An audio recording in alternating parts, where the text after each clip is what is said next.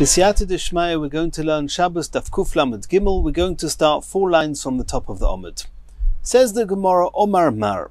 We learnt in the Brisa at the end of the previous Shir, at the top of this Omid, Besar, where it says in the Pasuk that a person has to be Yimel Besar or Losoi, he has to circumcise, he has to do the Bris Milah on the flesh, on the Orla, on his flesh.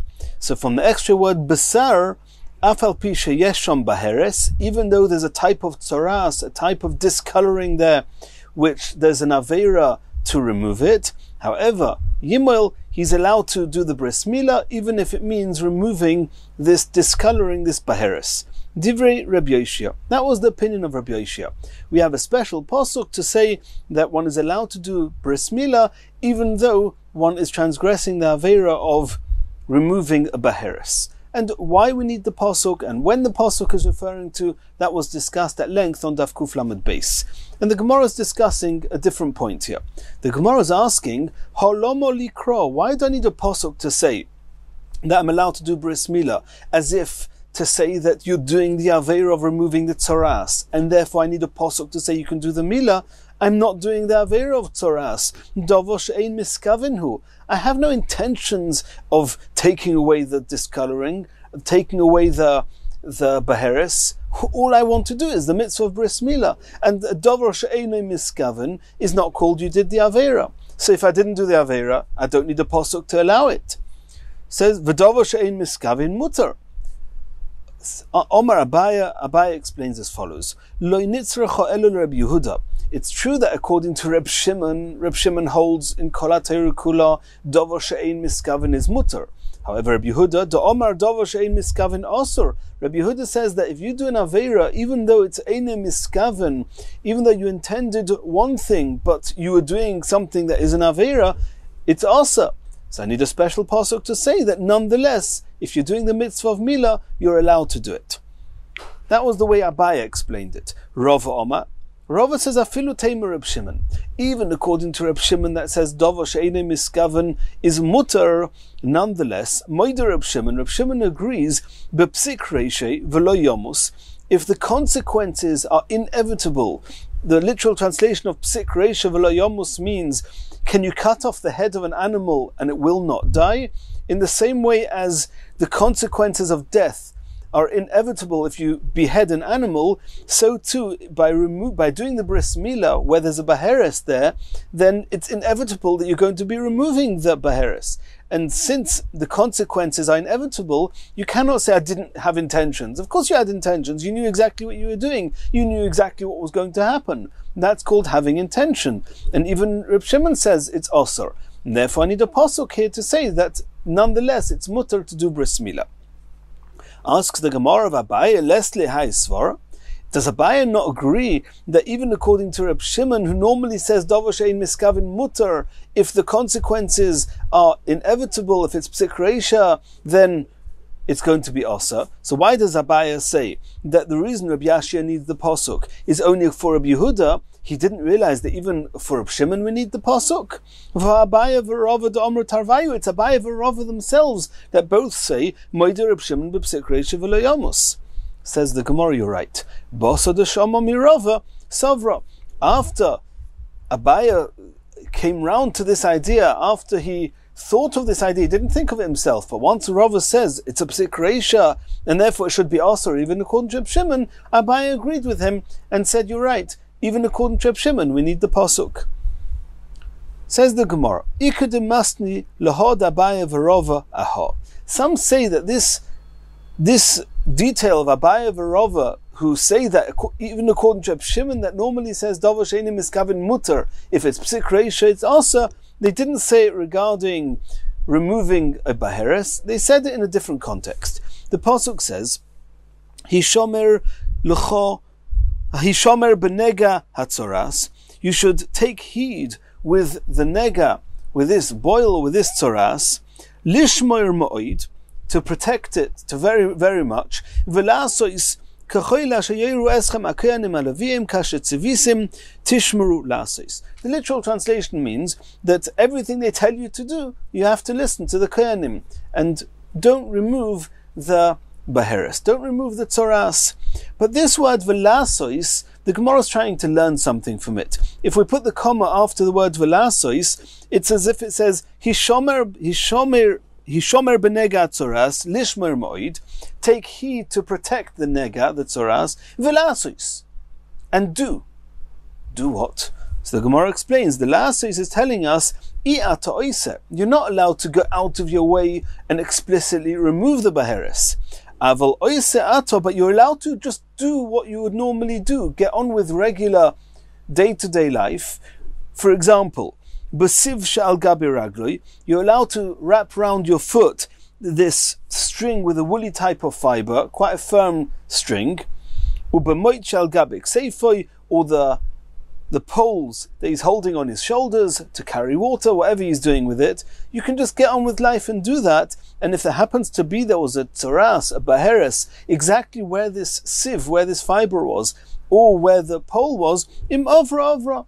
And if the baheres just comes away, gets pushed, gets peeled away, it's fine, it's okay. So that's what we learn from the lasis. Asks the Gemara, why do I need a posuk to say that La says I'm allowed to go about day-to-day activities even though it could be that the baheres is going to get peeled away? When I'm putting the sieve on my foot or the pole on my shoulders, I'm not intending to peel away the baheres, I'm just getting on with my work. So why should I need a posuk to allow me to do it? Since I don't want to remove the baheres, it's not an avera. If it's not an avera, I don't need the pasuk to allow it. V'dava she'ein miskavin mutar. Omar Abaye explained, Lo nitzricha ela Rabbi Yehuda. Indeed, we only need this pasuk for Rabbi Yehuda. The Omar dava she'ein miskavin asur. So even something that you don't intentionally want to remove the baheres, nonetheless it's asa. So I need the pasuk that says lasois, you're allowed to get on with day-to-day activities, and even if the baheres is going to get peeled away, it's okay. Rava Omar, Rava says a different answer to Abaya. He says, Afilu teiv merab Shimon. Even according to Reb Shimon, that normally says, Dava she'ein miskaven is mutar, u'moider Reb Shimon b'psik reisha v'lo yamus. Over here, since it's inevitable that if you're going to put this sieve round your foot, or the pole on your shoulders, it's inevitable that this baheres is going to get peeled away. So even Reb Shimon says that it would be asa, and the fact that you don't really intend it to happen is not good enough, because you can't say you don't intend it to happen when you know it's going to happen. And therefore, even according to Reb Shimon, I need a special pasuk to allow it. Asks the Gemara of Abaye, Leslie Haisvara. Abaye, who said that we need the pasuk only according to Reb Yehuda, does he not agree that Reb Shimon also holds by psik reisha that it's asa? Abaye v'Rava da'amr tarvayu moider Reb Shimon b'psik reisha v'lo yamos. Abaye also agrees, like Rava does, that Reb Shimon agrees that it's asa if it's psik reisha. Says the Gemara, Lebasa d'shami mirava savra. After Abaye heard from Rava that this is a psik reisha and Reb Shimon says it's asa, of course Abaye agreed with him. And initially, before he thought of that, he said, we need the pasuk only for Rabbi Yehuda. And now the Gemara is going back to the beginning of the Gemara, that Abaye said that I need the pasuk only for Rabbi Yehuda. Reb Shimon says, Dava she'ein miskaven mutar. At that point, Abaye thought so. Rabbi Yehuda that says, Dava she'ein miskaven asa, I need the pasuk to say that you're allowed to do the bris milah. Now the Gemara is asking, that Abaye, at that point in the Gemara where Abaye thought that we need the pasuk only for Rabbi Yehuda, alibu de Rabbi Shimon, hai besar my ovidle. What did Abaye think that Rabbi Shimon was going to do with the extra word besar, from where Rabbi Yehuda learned that you're allowed to remove the baheres if you're doing mitzvahs milah? According to Rabbi Shimon, at that point Abaye thought it was mutter to remove the baheres because you don't want to, you don't intend to remove the baheres.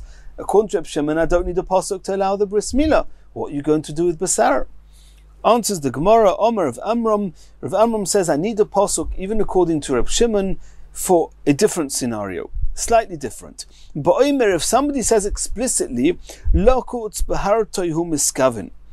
If a person says, it's true that he's doing bris milah, you can do bris milah, and you have no intentions of removing the baheres. What happens if a person says he doesn't go to the moil and say, I want you to do the mitzvahs bris milah and the fact there's a beheres there is something that's just out of sight, out of mind. No, he says explicitly, goes to the moil and says, can you please take off the beheres? He says it explicitly. So I may have thought, even according to Shimon at that point, it's going to be also to do that.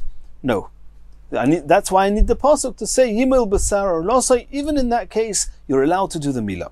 Continues the Gemara, and now we have to remember, we saw in Daf Kuf Lamed Beis that the words Yimil Basar or Losai actually says in the Torah twice. Once regarding an 8-day-old baby, and once regarding somebody who's over bar mitzvah. So the pasuk that says Yimil Basar Losai for over bar mitzvah, I can understand. I need to say Yimil Basar Losai to tell me that he's over bar mitzvah, and he's going to the moil and saying to him, please take away the baheres. I may have thought it's asa. I need a pasuk to say Yimil Basar Losai, you're allowed to do the bris milah. Tinach Godil, then we can understand. Cotton Michael Meimar. An 8-day-old baby, why does it say there Basar, Yimil Basar Losai? And we just explained you need the Yimil Basar Losai for a case where somebody intentionally says and asks the moil, please take away the baheres. An 8-day-old child is not saying that. Omer of Mesharshia says, Ba'omer avi haben lokutz baheres de bnoi hu kamechaven. We're talking about when the person who's responsible to do the bris milah for the 8-day-old child, which is the father of the child, if the father of the child goes to the moil and says, please remove the baheres on my child, from my child, I may have thought it's asa. The chiddush is that the pasuk says, Yimil Basar Losai, the moil is allowed to do the bris milah. But Reb Mesharshia carries on, V'ika acher la'avid acher. It's better if the person there who's overseeing the bris milah should not be the father, because the father, he wants the moil to take away the baheres, and that's an aveira. It's true that the pasuk says it's mutter, but why resort to a special heta if we can send the father away? Rashi says the father should not even be present. Somebody else should take responsibility for the bris milah, and that somebody else will not say to the moil, please remove the baheres, and then the moil can likatchila do the bris milah. This is all in Reb Shimon. He can likatchila do the bris milah. Da'omer Reb Shimon ben Lakish. Why is that more advisable? Whenever you have an asay and a lois asay, on the one hand, it's a mitzvah to do something. On the other hand, by doing the mitzvah, you'll be transgressing another aveira. And even though asay doicha lois asay, the asay overrides the lois asay, mutav. If there's a way that you can do the mitzvah without transgressing the aveira, of course, that's much better. If you can't, so too here, the best would be to send the father away, let somebody else be here, and then you will not be transgressing the lois aseh of removing the baheres, and then the moil can do the bris milah without needing the pasuk of basar to say that you're allowed to do the bris milah, even if the father is here saying, please remove the baheres. If so, since Reb Mesharshia said that we should not have the father here and somebody else should take responsibility, so the question comes back, why do I need the Yimil Basar or Losai? If it's an adult, we need the pasuk to say that in the event that the adult himself says to the moil, please remove the baheres, then there's a chiddush. You need that chiddush, you can do the bris milah. We're talking about an 8-day-old child. The only one that would make an issue is the father. Send the father away, let somebody else come, and the question comes back, why do I need basar or losai? Says the Gemara, deleka acher. I need the pasuk to tell me that in the event that there's nobody else available to take responsibility for the bris milah, the only one that can do it is the father. The father has a clear intention, or if the father has a clear intention to explicitly remove the baheres, I may have thought it's asa. So I need the basara to tell me that nonetheless, it's mutter to do the bris milah. Continues the Gemara. Omar Mar. Yom Tov Einoi Doiche, bris milah only overrides Yom Tov Elo Bizmano Bilvad. Only if it's on the 8th day. It's on the 8th day from when the baby was born. This is the time, the real time, the best time, and the only time that bris milah should be done lekatchila. So if the Yom Tov, if the 8th day of a boy's life is on Yom Tov, you can do the bris milah. But if it's Shlei Bizmano, then not. How do we know this? Omar Chizkiah. V'chein tana de Chizkiah. Chizkiah said, and that's what they learnt in the base medrash of Chizkiah. Omar Kro. We learn it from a pasuk. And the theme of what we're going to be seeing now of these sources is going to be that the bris milah, that today is the 8th day, then it's a mitzvah of today. A mitzvah of today, you have to do today. But if the milah, let's say it's the 9th day is Yom Tov, and the 8th day was Erev Yom Tov, then when is the time of this mitzvah? The time of this mitzvah was yesterday. It's yesterday's mitzvah. Am I allowed to do a melacha which is otherwise also on Yom Tov as a continuation or as heeding to yesterday's requirements? Or am I only allowed to do on Yom Tov something which is today's requirements? That's what we're going to be discussing. So it says in the pasuk, Lo yisiru mimenu ad boiker. The pasuk says that regarding the korban pesach, you have to eat it at night. Don't leave anything over till the morning. And the pasuk continues, V'hanoisar mimenu. And if you do leave over from the korban pesach, again the pasuk says ad boiker till the morning, ba'esh tisroifu, you should burn it. So the Gemara asks, She'ein Talmud loima ad boiker. I don't need the second time it says in the pasuk ad boiker. Ma Talmud loima ad boiker. What is the pasuk who says a second time ad boiker trying to impress on us? Bo hakosov litein lei boiker sheni l'sreifasoi. So the way that Chizkiah learns, he says that we have a special pasuk to tell us that when does the animal become noisor? On the morning of the 15th of Nisan. When are you allowed to burn it? Not on Yom Tov. You're only allowed to burn it after Yom Tov, the next morning. So we need the second ad boiker to say that even though normally as soon as a korban becomes noisor, you're allowed to burn it, the korban pesach, it becomes noisor on Yom Tov. Don't burn it on Yom Tov, burn it after Yom Tov the next morning, the morning of Chol HaMoed. Now let's try and understand this. This korban, when was the time to shech this korban? On Erev Pesach.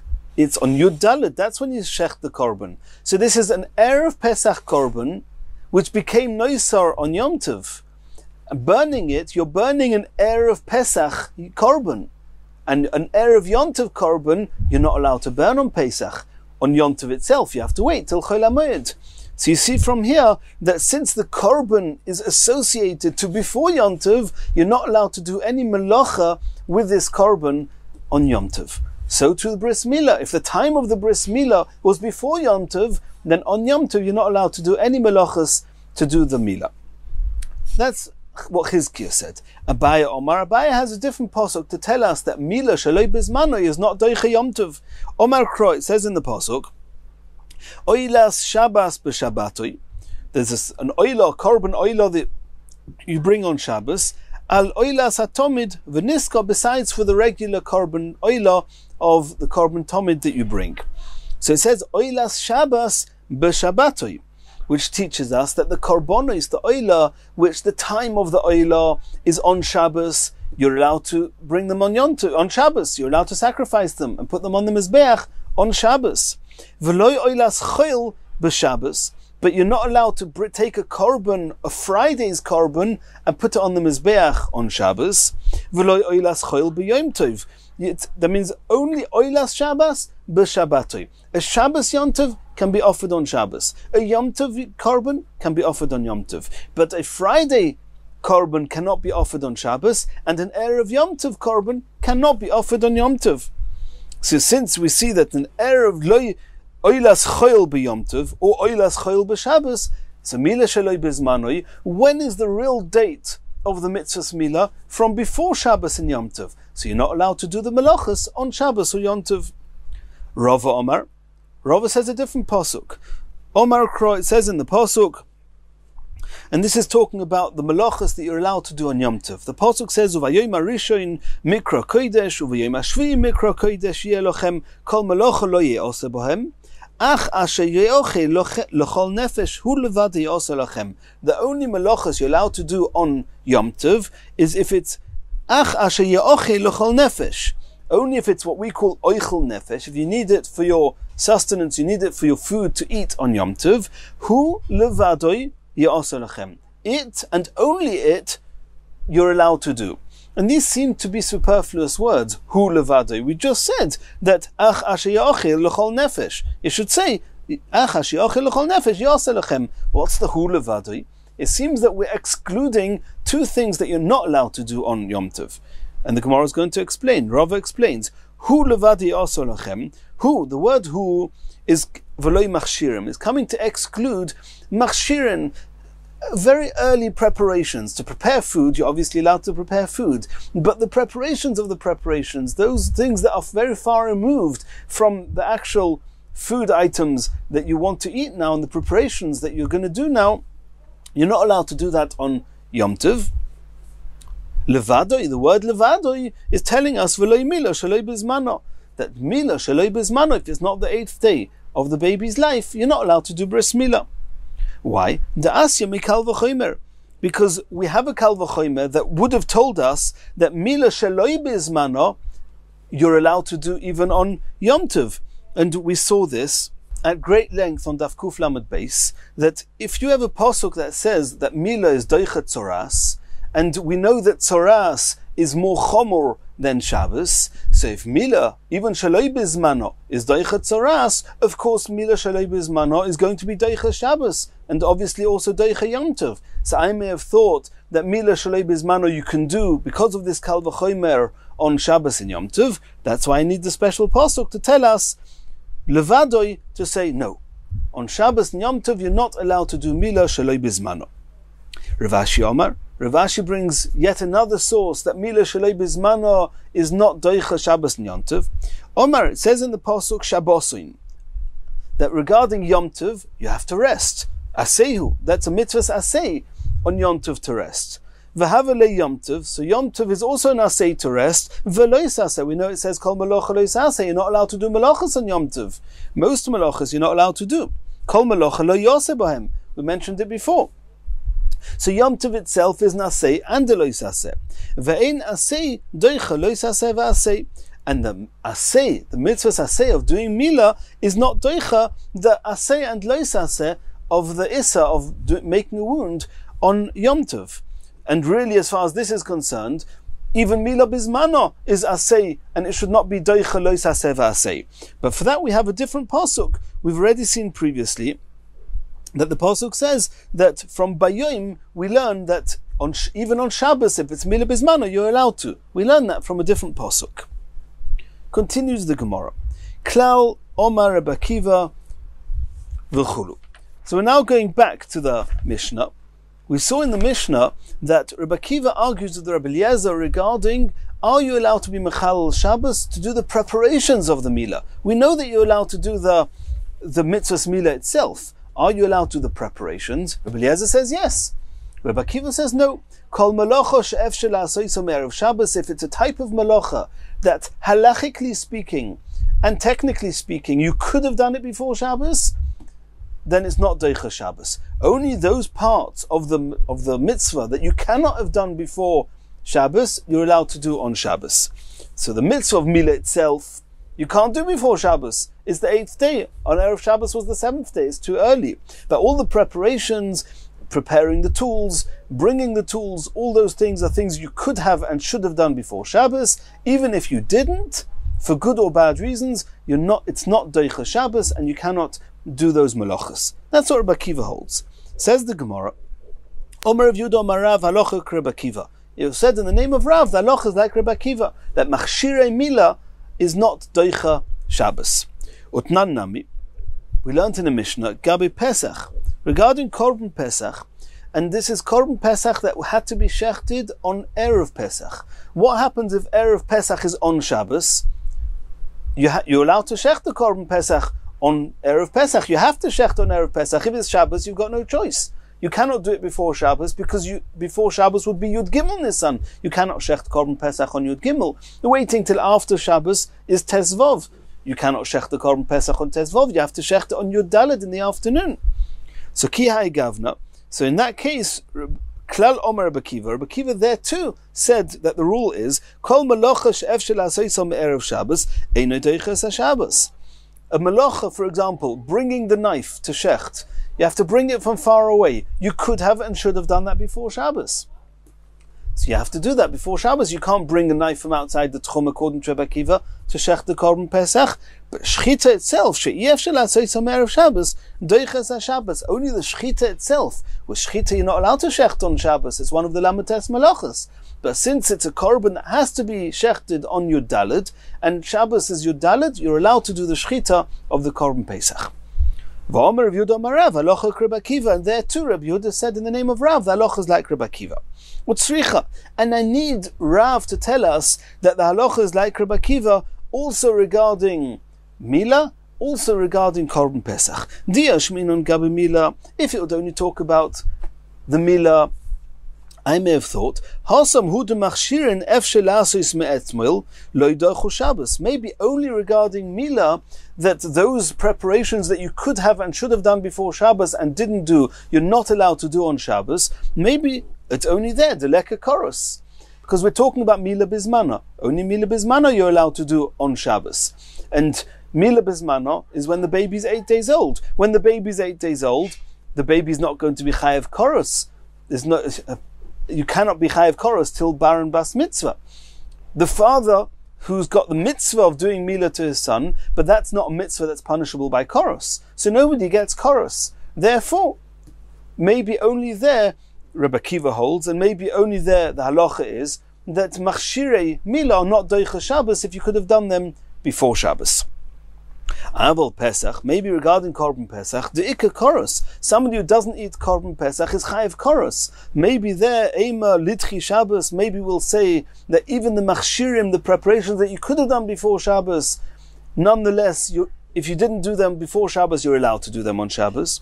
That's why I need to say that even with Korban Pesach, the Machshirei Korban Pesach, which could have been done before Shabbos, are not Doicha Shabbos. If you will only tell us regarding Korban Pesach that the Machshirim are not Doicha Shabbos, maybe that's only Korban Pesach, where there's not 13 covenants that were said in association to Korban Pesach. Maybe only there. That's why Machshirei Pesach that could have been done before Shabbos are not doicha Shabbos. Aval Mila de Nichrusu Yud Gimel Brisois, maybe Bris Mila, which is very unique, that 13 Brisois were said in connection to Mila, maybe will allow you to be doicha Shabbos, to override Shabbos, even for those machshirim that you could have done before Shabbos. Eima Litchi Shabbos, maybe it will override Shabbos. Tzricha, that's why I need Rebbe Akiva and Rav to tell us that even there, those machshirim that could have been done before Shabbos are not doicha Shabbos. Says the next Mishnah, Oisin kol tzorkei mila b'Shabbos. Till now we've been discussing you're allowed to do the Mila on Shabbos. We've had a Mishnah, we learned to the end of the previous perek that all the other needs that you do for Bris Mila are also allowed to be done on Shabbos. But now we're going to discuss it. This is the perek where it has to be discussed at length. So not only are you allowed to do the Bris Mila itself, that we've learnt, but the Tzorchi Mila, all the needs following Mila, you're allowed to do as well. And now the Mishnah didn't suffice with that. And the Gemara is going to discuss why. It wasn't enough to say, Oisin kol tzorkei Mila b'Shabbos, all the needs consequent to Bris Mila you can do on Shabbos, even if they incur Chilul Shabbos. But the Mishnah is going to specify, Moyalin, you're allowed to do the Mila itself, which is severing the orla skin. Upairin, you're allowed to uncover the head of the Aver with the Priya skin, it's called. There's a skin that covers the head of the Aver after the orla skin, which is beyond the head of the Aver. When the orla skin's been removed, the head is still covered with skin that has to be peeled aside and uncovered. Umaitatzin, and one draws out the blood from the place where they did the Mila. V'noisnin olea aspelonis, and one's allowed to put a bandage on it. V'komun, and a type of spice, which is obviously helps the healing, one's allowed to put on as well. Im loy shochak me'erev Shabbos, if you did not crush this spice before Shabbos, loyas b'shinov, then you should chew this komun with your teeth. V'noisen, and you can apply it and put it on Shabbos. And the reason you should crush it with your teeth, you should chew it, is because any melacha that you have to do, as we'll see, because it's a sakana, it's dangerous if you don't do it, but if you can do it with a shinui in an unusual way, it's less of a melacha, and therefore it's preferable. Imloi toraf yain v'shemen me'erev Shabbos, they would apply some wine with oils by mixing it very strongly, and if they didn't do that before Shabbos, yinosin zeh be'atzmoi v'zeh be'atzmoi, then it suffices to put the wine, to apply the wine independently and the oil independently. Ve'ein oisin lo chaluk lekatchila, and you should not make a shirt type of bandage that they would use. You shouldn't make that lekatchila on Shabbos. But what you can do instead, you can wrap round the place of the milah, you can wrap round a piece of cloth. If you didn't prepare such a piece of cloth, you don't have such a piece of cloth material available here, then you can go even to a different chotzer. And even though you shouldn't be carrying, in the event that you shouldn't be carrying from that chotzer to where the child is, you should wrap it around your finger. That's an unusual way of carrying. Wrap the piece of cloth, the smartut, around your finger, and you can bring it even from a chotzer acheres, and do it in an unusual way by wrapping it around your finger. Says the Gemara, the Mishnah lists all the things, moyalin, poirin, moitzitzin, etc., etc.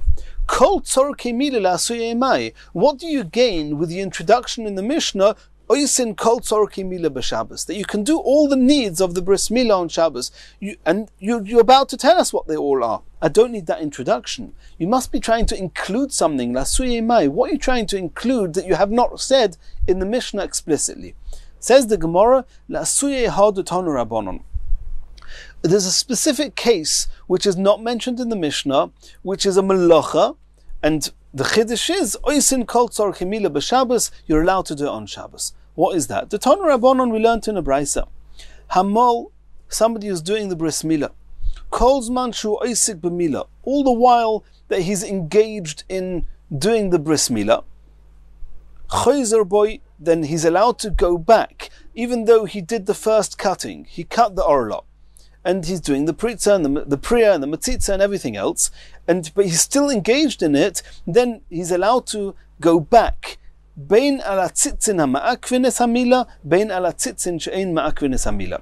We're going to see in a Mishnah later on that there's a concept called tzitzin. Tzitzin are little shreds of skin which, in some circumstances, if you do not remove them, it's as if you have not done bris milah. There are other types of tzitzin, of these shreds of skin, where you can leave them, even if you do not remove them, the milah is still valid. You should remove them, because the milah will soon see it has to be beautiful, it has to be neat, and like all mitzvahs have to be done nicely, but it's Shabbos, and to remove skin and make a wound, or to remove the skin on Shabbos is asa.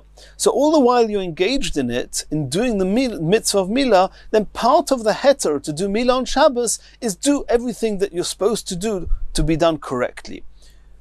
That means whilst you're still engaged in the milah itself, you're allowed to even cut away those tzitzim she'einon ma'akvin, those tzitzim which would not render the milah as invalid. Pirush, if however he's already withdrawn from the milah itself, then al tzitzin ha'ma'akvin es hamilah, those tzitzin which are ma'akav, which render the milah as invalid, chayzer, of course you can go back and do it. You have to go back and do it. Number one, you have a mitzvah of milah, and without this you haven't done milah. Al tzitzin she'ein ma'akvin es hamilah, einei chayzer. But those tzitzin that are not ma'akav the milah, since you've already withdrawn from the mitzvah, from doing the bris milah, don't go back and start again. In order to start doing a malacha, you need to have a chiyuv to start doing it. So before, when I did the milah, I had a mitzvah and the chiyuv to do the bris milah. So since I was allowed to do it, I'm allowed to do everything I need to do. But now you're restarting. Why are you restarting? In order to remove tzitzim she'einon ma'akvin, there's no heter to do that on Shabbos. That's the end of the brisa. So when the Mishnah says that oisin kol tzorkei milah b'Shabbos, what it means to say is that even tzitzin she'einon ma'akvin, I'm allowed to do them on Shabbos, provided that I've not withdrawn from the milah yet.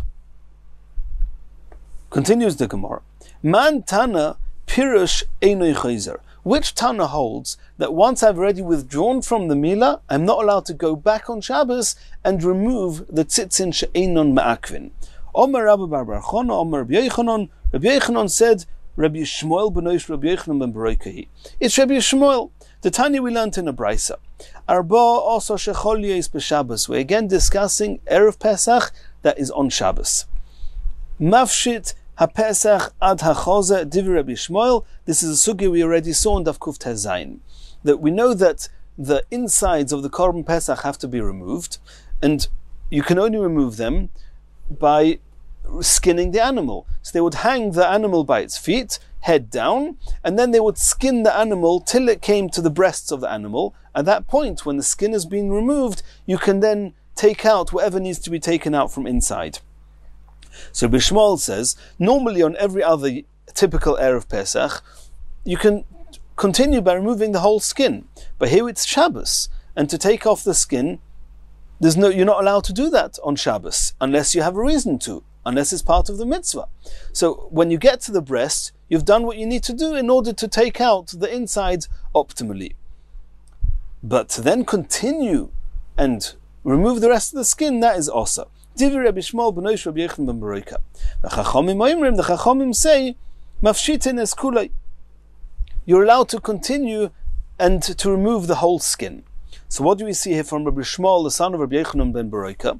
That since after you skin the animal till the breasts, you then withdraw from skinning. You're now engaged in making a hole and taking out the insides. You've done what you have to do. You now want to go back and restart and continue skinning. Now you need a good reason to do that. So you see here that since you do not have a good reason to, because you don't have to, the korban doesn't demand it, you're not allowed to do that. So that's what Rabbi Yochanan says. It's the same, that Rabbi Yishmael is the one that holds in the brisa we learned that once you've withdrawn from doing the milah, you're not allowed to go back and remove those tzitzim she'einon ma'akvin, since it's not absolutely required for the validity of the milah, you're not allowed to go back. Says the Gemara Mimai. What makes you think that the brisa we just learnt here, that you don't go back for tzitzin she'einon ma'akvin, conforms with what we just saw with Rabbi Yishmael, that you're not allowed to continue to skin the animal? Maybe only in the case of the Korban Pesach, only over there, Rabbi Yishmael says you're not allowed to continue skinning the animal, because removing the rest of the skin of the animal is not a conforming with Zeh Keli Vanveyu. You don't need it in order to beautify the korban. Right? Zeh Keli Vanveyu means this is my Hashem Vanveyu, and I will beautify him. You'll beautify his mitzvahs. Removing the skin does not necessarily beautify the mitzvah. Over here, in the case of these tzitzin, even though the einon ma'akvin, over here, where you definitely need to beautify the mitzvah of milah, maybe over here Rabbi Yishmael will agree that you're allowed to go back, even for the tzitzin she'einon ma'akvin.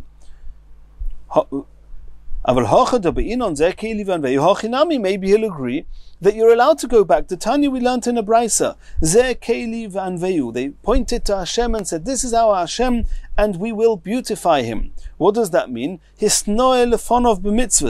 One should beautify oneself when doing mitzvahs.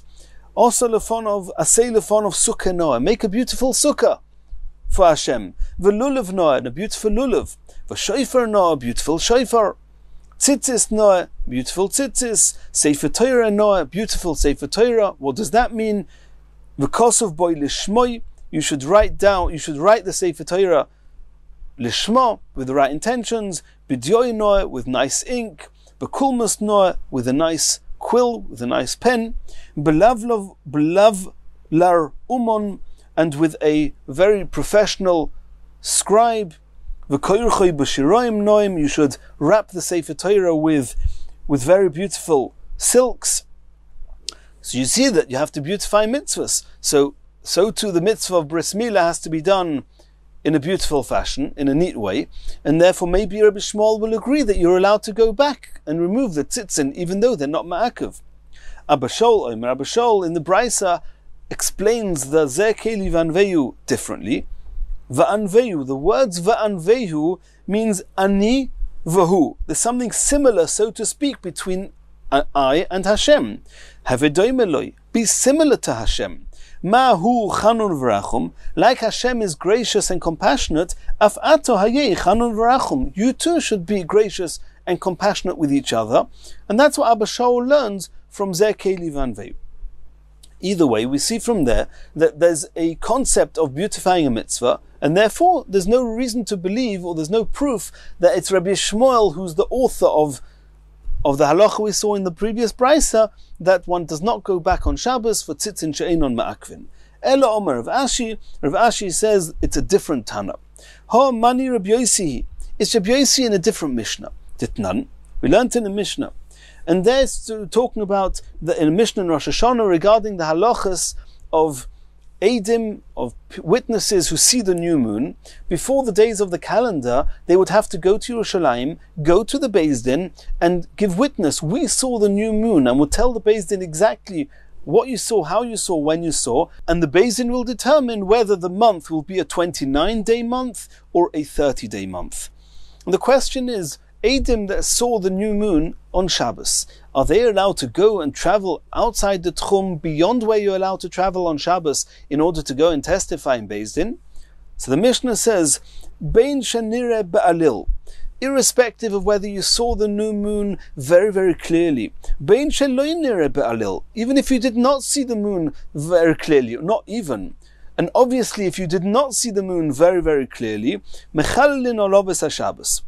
you didn't see the moon that clearly, and there's reason to believe that others didn't see it at all, of course you're allowed to go to the Beis Din and tell them, because you may be the only witnesses coming to tell Beis Din about the new moon.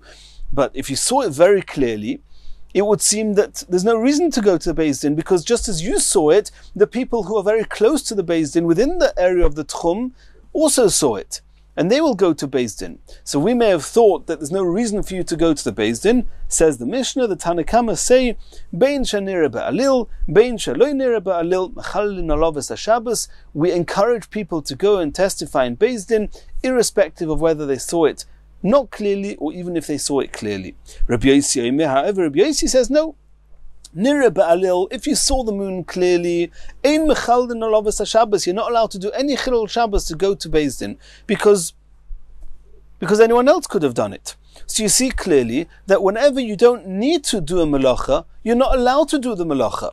So in the same way as you're not allowed to be mechal Shabbos, to tell Beis Din about the new moon if you saw it clearly, because it's not necessary, so too with Mila. Since it's not necessary to remove the tzitzin she'enon ma'akvin, you're not allowed to do it.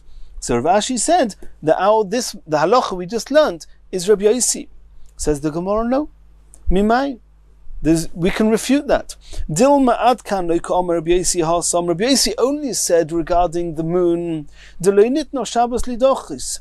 Over there in the case of the moon, since we don't need you in Beis Din, because we assume that other people also saw the clear moon, therefore there's no chil Shabbos, period. There's no reason to be mechal Shabbos. So Rabbi Yossi says, don't go and be mechal Shabbos.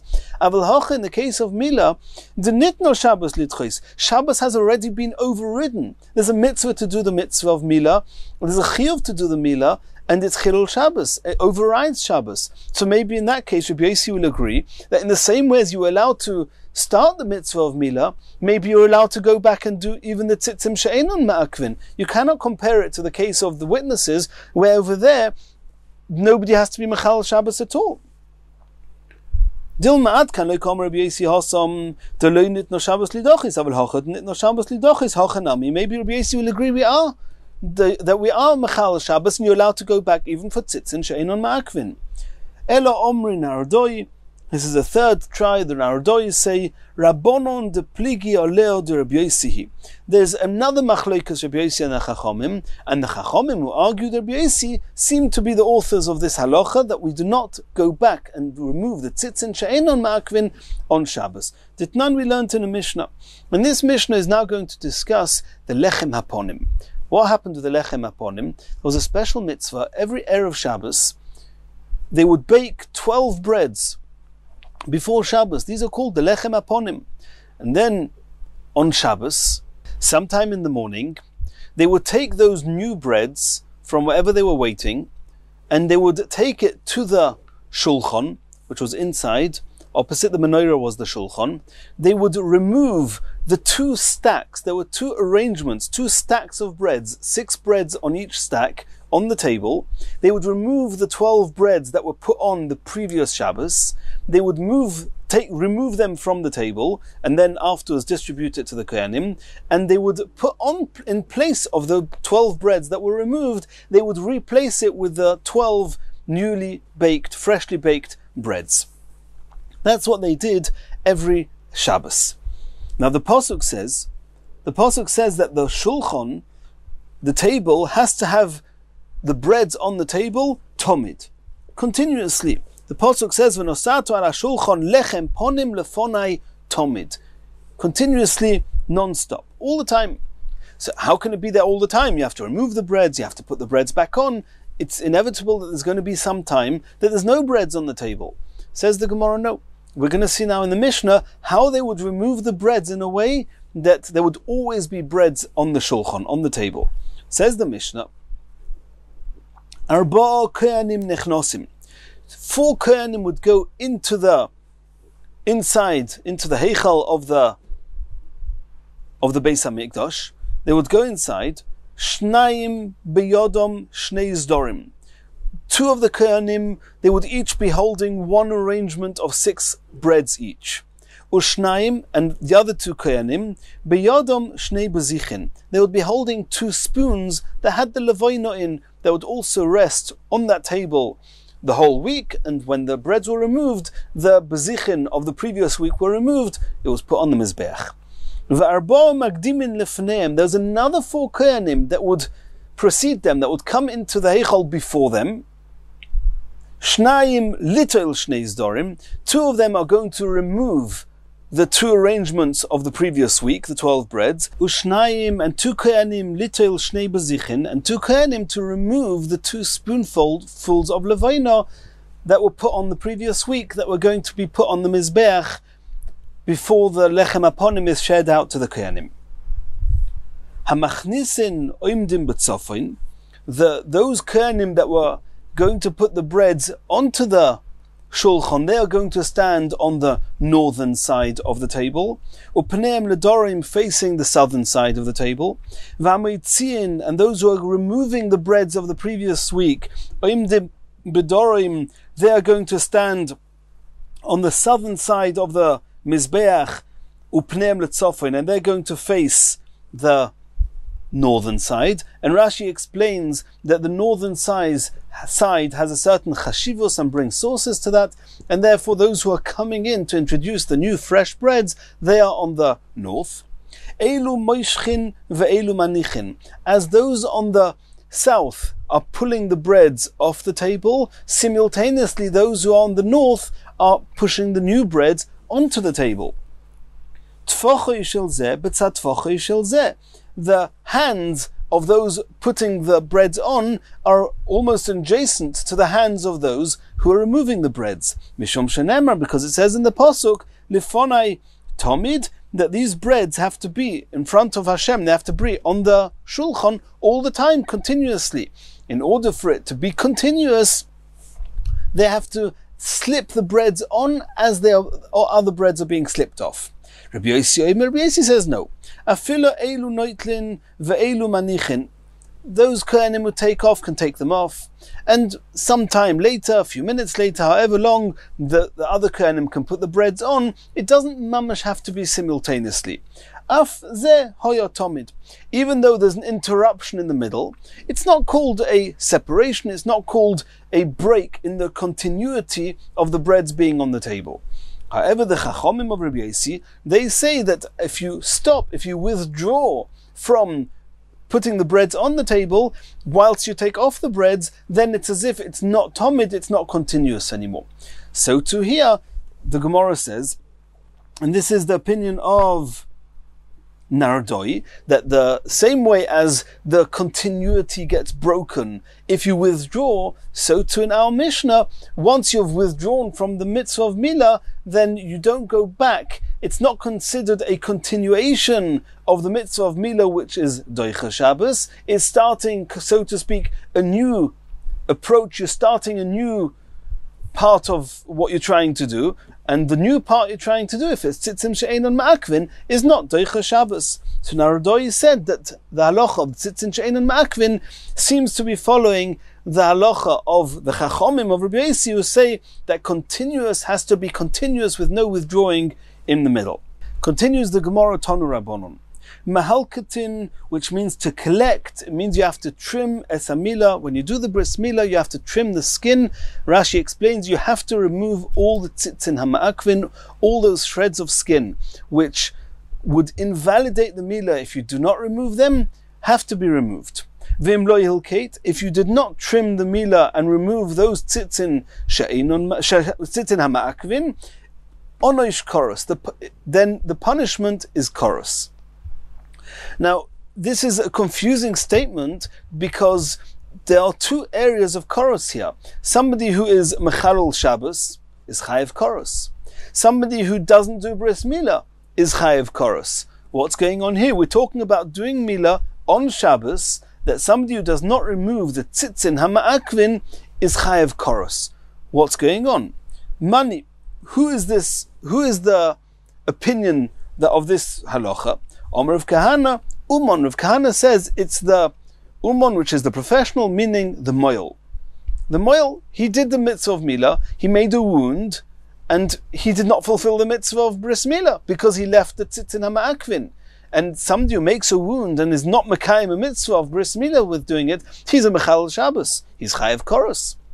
Maskiflar of Papa. If Papa asks on Rav Kahana, Umon, why can the Umon, the moil, not say, Ana of the palga de mitzvah? You're allowed to do bris milah on Shabbos. I removed the orlos skin. Atun, and you, whoever wants, avidu palga de mitzvah, you finish off the mitzvah by removing the bits of the skin that have to be removed. Just because I started and didn't finish means I'm chayev koros? Ela Omer of Papa, so Rav Papa therefore argues with Rav Kahana and says that the author of this halacha, or the meaning, money is not the author, sorry, it's my mistake. Money means who is chayev koros. Rav Papa says it's not the moil, it's godel. We're talking about that the bris milah is being done on somebody who's after bar mitzvah, he's after 13 years old, and we know that the punishment for not doing bris milah is koros. And since this person, he's a godel, mitzvah of milah was done, but it wasn't done correctly, it's invalid. The tzitzin hama'akvin were not removed. So he's still an oral. Somebody who does not do mitzvah milah is chayev koros. Maskiflar Rav Ashi. Rav Ashi is asking on this, Godel, behed yiksiv bei v'oral zochor asher lo yimel. It's explicit in the pasuk that an oral zochor asher lo yimel es besaro losoi v'nichroso anefesh hayimea meo es bris yehefar. It's explicit in the pasuk. If you don't do bris milah, you're chayev koros. So according to Rav Papa, the Brisa says mahalkatin es amila v'im lo hilkeit enush koros. If you don't remove the tzitzin hama'akvin, you're chayev koros. I know that, it's a pasuk in the Torah. If you don't do bris milah, you're chayev koros. It's not probable that the Brisa is just telling us a halacha that it says in the pasuk. Ela Omer Rav Ashi gives a third explanation to this halacha. La'olam uman. We're talking about the moil. The moil is chayev because of chilul Shabbos. You asked a question, if so, why can the moil not say, I started the mitzvah, I made the wound, it's okay, it's part of the procedure. The tzitzin hama'akvin, you take them away, you finish it off. Just because you don't finish it off means I'm not allowed to start? No. He explains as follows. Going the also bein hashmoshes the Shabbos. We're talking about is right at the end of Shabbos. It's bein hashmoshes. It's almost the end of Shabbos. V'omru le, and the people told him, Loi maspekes, you do not have time to do the milah and remove the tzitzin hama'akvin. Don't do the milah. You're only allowed to make the wound if you're going to do the mitzvah on Shabbos. You're not going to manage to do the whole mitzvah on Shabbos. Don't start. V'omar luhu, he said, maspekina. There's enough time, I can manage. V'ovart v'lo yistapik. He did it, he tried, and he didn't manage. He ended up doing the milah itself and didn't remove the tzitzin on Shabbos. V'ishtakich the chabura hu de'ovat. He did the chabura, he made the wound on Shabbos, and he didn't do the mitzvah. Ve'enish koros. That's chilul Shabbos, which is punishable by koros. Continues the Gemara. We saw in the Mishnah that one of the things one's allowed to do on Shabbos is moitzitzin. One's allowed to draw the blood. after doing the bris milah, after removing the orlos skin, then they would draw the blood. Says the Gemara, Omer of Papa, Hi Umna, this moil, Umna is a doctor, a professional, who's Deloi Mayit, he did not draw the blood after doing bris milah. Sakonahu, it's dangerous. If one doesn't draw the blood, it can be dangerous to the child. Va'avrinonle, and we dismiss him from being a moil. You've endangered the child. Says the Gemara Pshita. What are you, Papa, trying to say? Of course you dismiss him. It's sakonas nefashos. Sakonahu. If the Mishnah says you're allowed to be mechal Shabbos to draw the blood, it must be that it's sakona. Otherwise the Mishnah wouldn't allow you to draw the blood. And if it's a sakona and a moil doesn't do it, of course we dismiss him. Says the Gemara, no. Maudatema, I may have thought, haidam mifkad pokid, that the blood in the area of the milah, it's not absorbed into the limb, into the body, it's just stored there. It's just lying there in place, and therefore when you remove it on Shabbos, it's not considered that you removed blood. It's just considered as if you opened the door to let the blood out. That's not called making a wound on Shabbos, and that's why the Mishnah says you're allowed to do it, because it's not called making a chabura, not because it's a sakana. No, you're allowed to do it because it's not chilul Shabbos, and therefore there's no proof it's a sakana. If it's not a sakana, then if the doctor doesn't do it, if the moil, doesn't do it even during the week, then there's no reason to dismiss him. Kumash Malon, that's what Rav Papa was coming to teach us. Chabure michbar. The blood is absorbed, as the blood is in most parts of the body, and removing it is chilul Shabbos, and you're only allowed to do it because it's a sakana. If it's a sakana and a moil doesn't do it, we dismiss him.